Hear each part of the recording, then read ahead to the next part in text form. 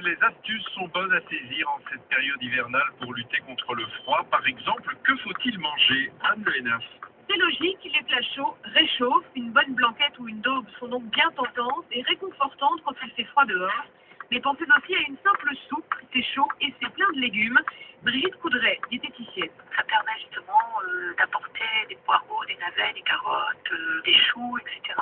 Comme il y a moins de choix justement de fruits et de légumes, il va falloir choisir ceux qui sont les plus riches en vitamine C en particulier, comme les agrumes. C'est l'époque des clémentines, des oranges, des pamplemousses. Les kiwis aussi sont riches.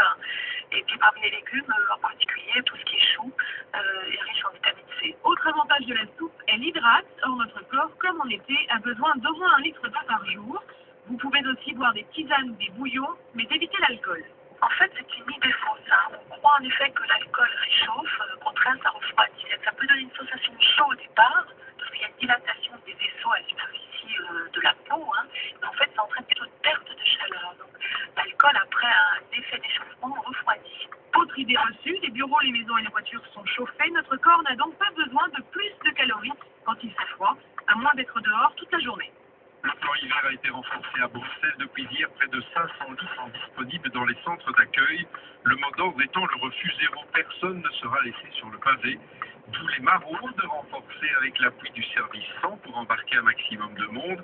Il y a aussi cet appel à la vigilance lancé par le CPS de Bruxelles qui demande au public, à chacun d'entre nous, d'être attentif aux démunis. Explication, Olivier Panzet.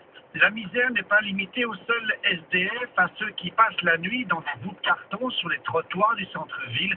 Yvan Maillard, président du CPS.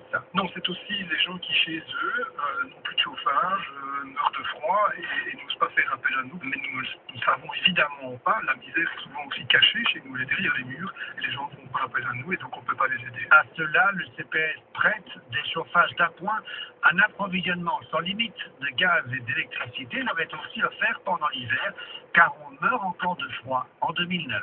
L'an dernier, il y a quelqu'un dans la rue même du CPS qui est décédé, on ne le savait pas, à 30 mètres du CPS. C'est quelqu'un qui est mort chez lui de froid parce qu'il n'avait pas fait appel à nous et nous ne savions pas quelle était sa situation. L'aide est accessible à tous, même si on n'émarge pas au CPS. Il ne faut donc pas hésiter à appeler. Donc il faut évidemment bien expliquer sa situation et on envoie des équipes compétentes pour pouvoir rétablir les choses. Oui. Et le numéro d'appel pour le CPS de Bruxelles est le 02 543 60 00. Le 02 543 60 00.